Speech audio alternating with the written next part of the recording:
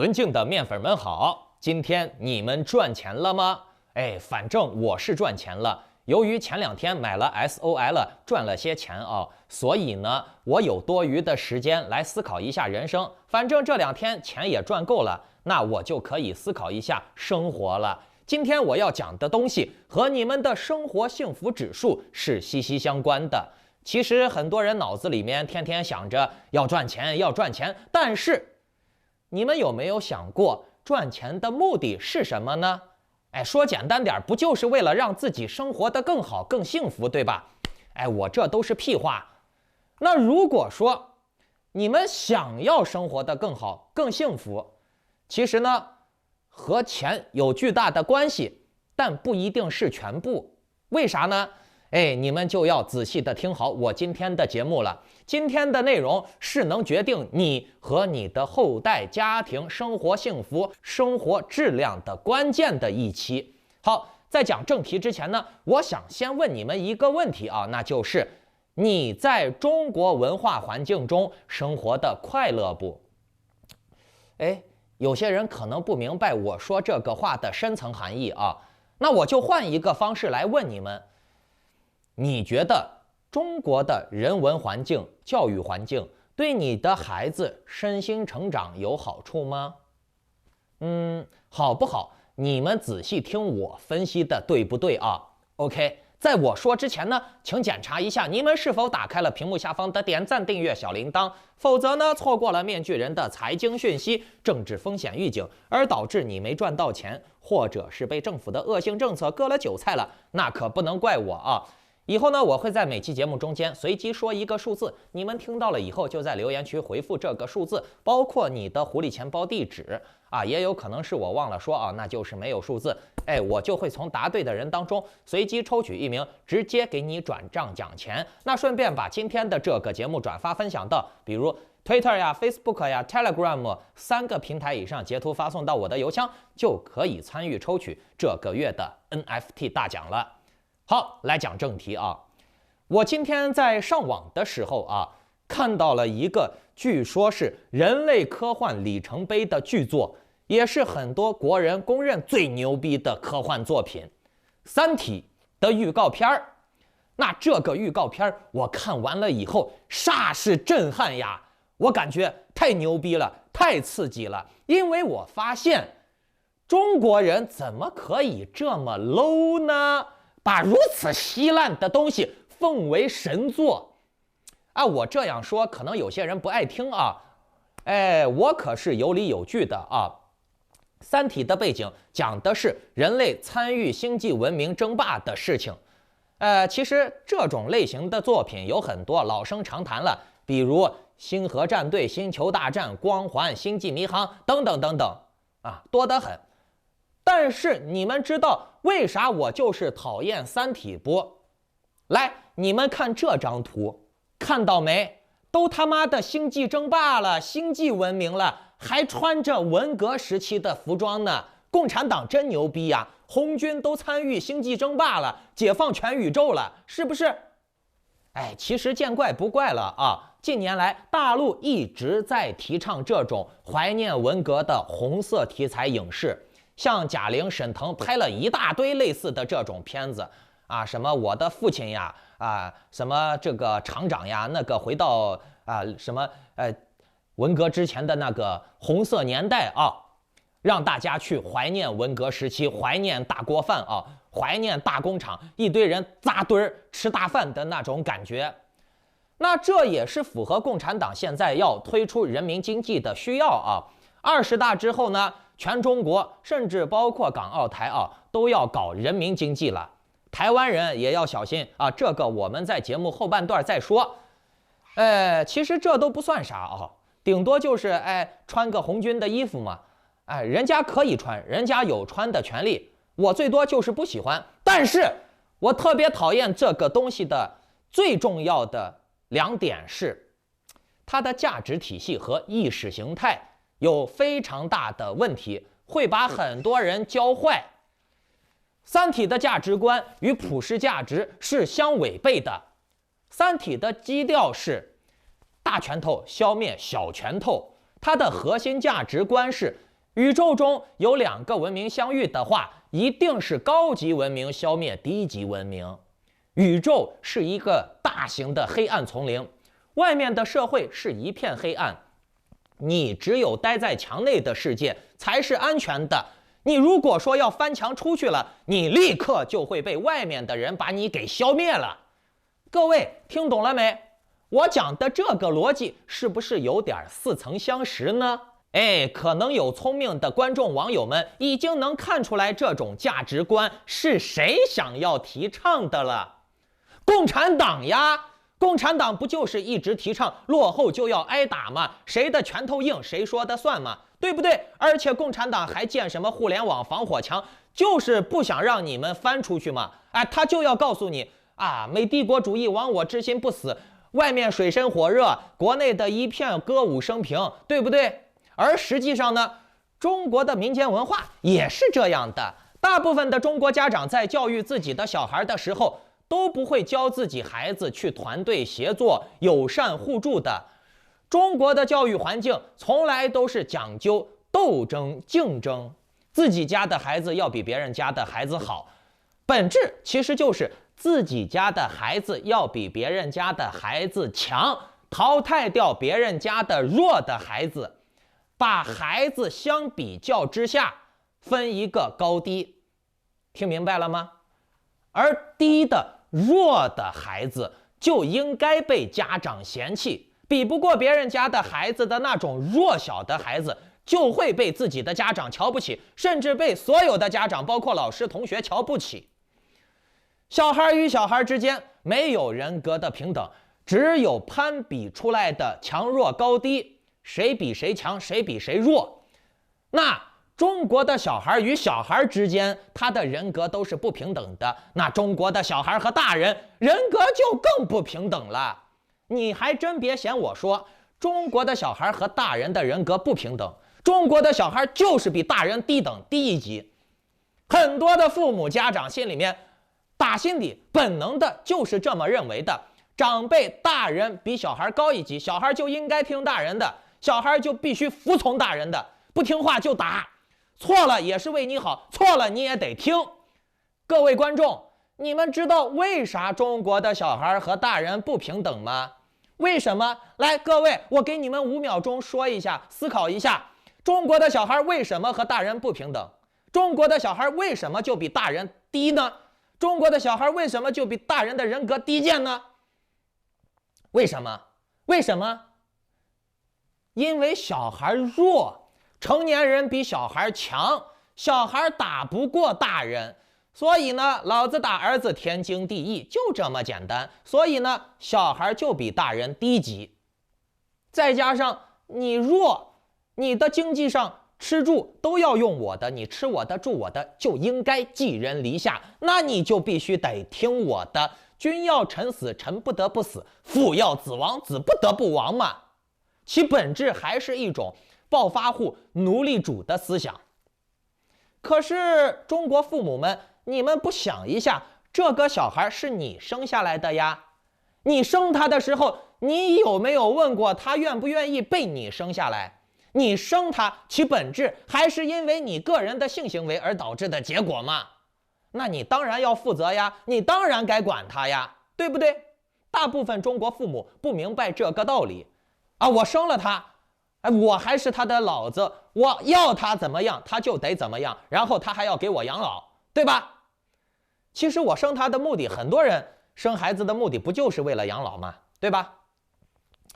大部分的中国父母只考虑自己的感受，只是原发性的觉得，我该让他怎么样，他就怎么样，而从来没有想过这个孩子啊，可能在你们眼里面就是个东西啊，是你逼迫他来到这个世界上的。大部分人不明白这个道理，这也印证了中国人不讲理，仅以强弱决定等级的高低，明白了吧？大人比小孩强壮，那大人就可以打小孩，就这么简单。哼，那这种思想就会导致很多悲剧。所以你们看啊，很多中国的老百姓啊被欺负了，他不敢找当官的报复，而是去找菜市场的大妈，去幼儿园或者是开车撞行人来发泄，只拿比他弱的开刀。为啥？因为中国的小孩从小学的就是这一套，大人可以打小孩嘛，大人可以欺负弱小嘛，对不对？不过呢，这也符合我党的利益，底层就要互害，矛头不指向当官的就行了。打来打去，大人打小孩，那小孩能不能打大人呢？当然是可以的了呀，只要你比他强，你小孩打大人也是可以的，打死都行。我回想了一下啊，前段时间有个视频啊，那个视频显示的就是10岁的孙子勒死80岁的奶奶的事儿啊。其实这种悲剧恰恰是因为中国人的行事逻辑而导致的，强的灭掉弱的。奶奶打孙子，结果被孙子反杀了。为啥？很简单，奶奶没有孙子强，所以她被打死了。相比于80岁的老太太，10岁的小孩体能更好，所以结果就是强的灭了弱的。这个悲剧充满着原始和黑色幽默。既然暴力解决不了别人，那就被别人用暴力解决。掌握暴力者才有话语权，掌握暴力者才能定生死。中国就是这么一个丛林野兽社会，但是人家野兽捕猎捕食是为了生存，可人类早就不缺食物了，不用为食物去搞暴力了。可为什么中国人还要提倡这种思想呢？按照《三体》说的，强的就应该消灭弱的，那人类早就被消灭了。为什么？有星际航行能力的文明都是灭星级的。你们看嘛，这么多的 UFO 造访地球，外星人造访地球，咋就没有外星人 UFO 顺手就把人类给灭了呢？其实《三体》的本质就是让你生活在仇恨、恐惧、底层互斗中。你过得不好，是因为外面有强大的帝国主义亡我之心不死嘛？你一出去就会被消灭了。你过得不好，是因为强者太多，弱者太少。三体的意识形态内核就是告诉你，强的可以欺负弱的。其本质呢，也是迎合了中国的帝王统治造成的民间文化。中国的各种文化作品、家庭环境，无非都是在给你灌输一个思想：你要把别人比下去，你要欺负比你弱的。你可以欺负比你弱的，你比他强，你就会被人追捧。你要是比别人弱，谁人都可以来踩你一脚，吐你一口口水。好，照着这种思想，我们继续想啊，反过来看那些虐兔子虐狗的人你们反而觉得看不下去了，虐待小动物是不是？那我就问你，对待小孩灌输这种思想，把小孩这样去教育，甚至打小孩，这种方式你就看得下去了？那这是不是证明中国人连狗都不如，连牲口都不如？这是我第一个讨厌《三体》的地方啊。我第二个讨厌他的理论就是，《三体》讲的是你不能离开现在的这个社会环境，你出去就会被消灭。那这种思想不就跟习近平共产党现在搞什么信息封锁呀、互联网墙呀、网络监控呀，不让外界的信息流入呀，不让你出国呀，不让你翻墙呀，没收你护照，不让你学英语，非必要不得出国，是一样的吗？共产党天天在新闻联播告诉你，海外一片水深火热，就中国好你出去就会死，你出去就会乱糟糟的。美帝国主义亡我之心不死，你离开了祖国，你就会被消灭，你活都活不下去。那这样的话，为啥共产党的官员、中国的明星都纷纷的投奔美帝国了，去英国了，去澳洲了，去法国了，去欧洲了？为啥？那他们被消灭了吗？他们反而舍生忘死的都要去出国呀，把自己的家产、把自己的房子、把自己的孩子、小三、情人、二奶全部送到国外而且面具人我也在国外呀，那我被消灭了吗？我不但没被消灭，我还卖掉了我国内的房子，共产党割不到我的韭菜了。我在澳洲做生意开了10几家店，供货10几家店，我的财富增值了几十上百倍，我都买了好几套房子了，大别墅呀。我怎么没像《三体》说的那样，离开了我本来的社会，我就被消灭了？各位观众，你们有很多人也是生活在海外的那些所谓列强国家，对吧？那你们被消灭了吗？啊，在国外的中国人被消灭了吗？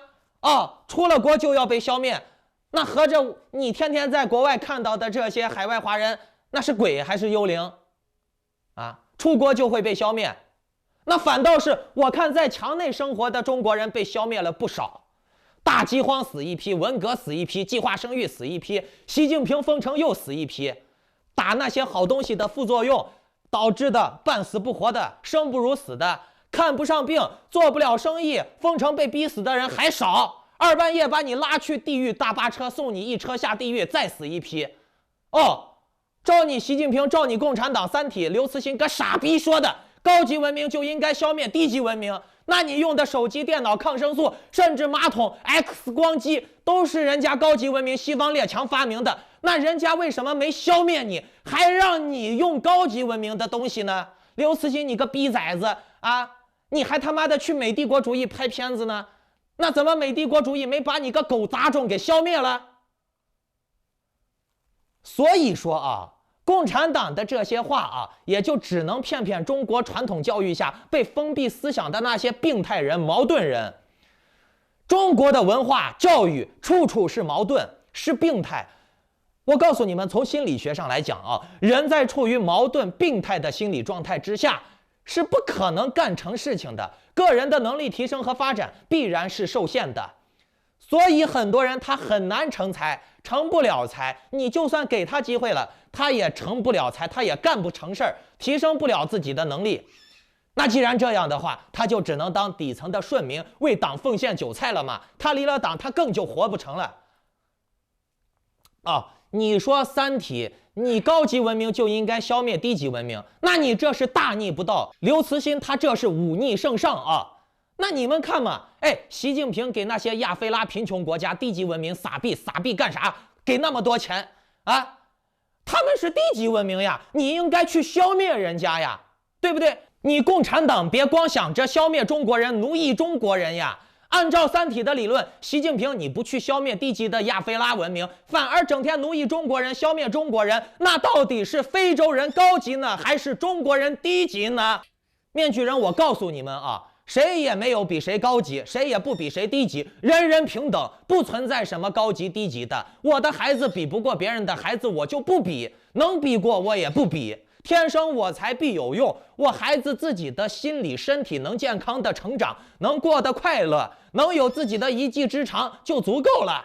三体颠覆了原本世界通用的科幻小说的价值观，即高级文明不能欺负低级文明，强的不能欺负弱的，你不能恃强凌弱，高级文明甚至不能干涉低级文明的发展进程。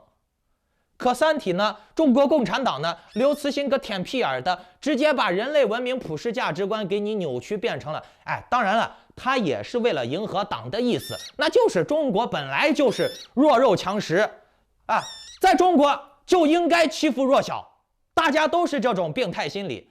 你没钱，你没地位，你出去活该被人瞧不起啊！你个扫大街的啊，修门的，你就应该被人嘲笑。可在西方不是这样啊。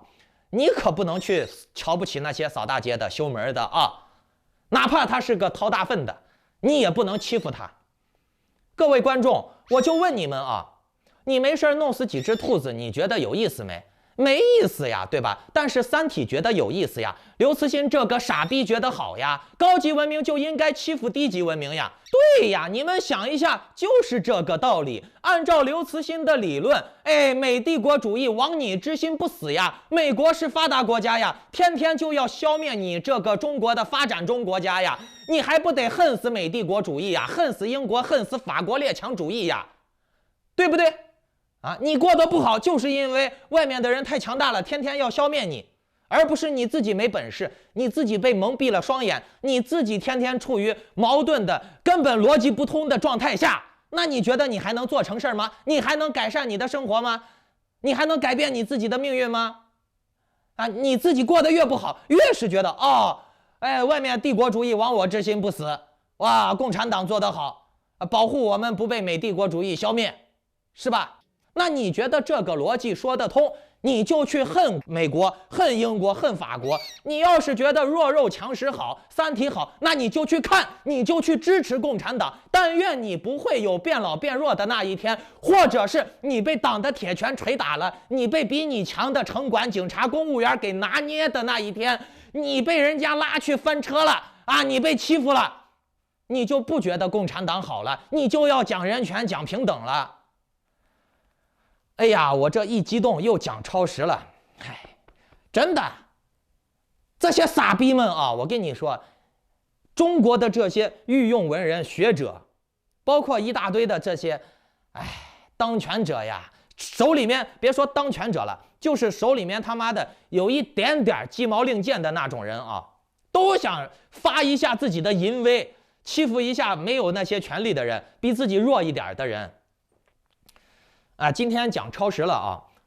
至于我标题中说的关于人民经济的问题，还有共产党开通数字人民币兑换台币的事儿啊，包括一些行情分析，以及接下来的这个美国 CPI 公布的预判啊，这些都是比较大的话题，我们放在下期节目再讲。你们可以打开屏幕下方的你看啊，点赞、订阅、小铃铛，就不会错过面具人的节目了。如果你们想要和志同道合的人交流，得到我的及时点位信息分享和参与稳妥有潜力的高倍率早期项目，那就请下载 Line 或者 Telegram 搜索添加 ID Maskman118办理会员入群手续。祝你好运，再见。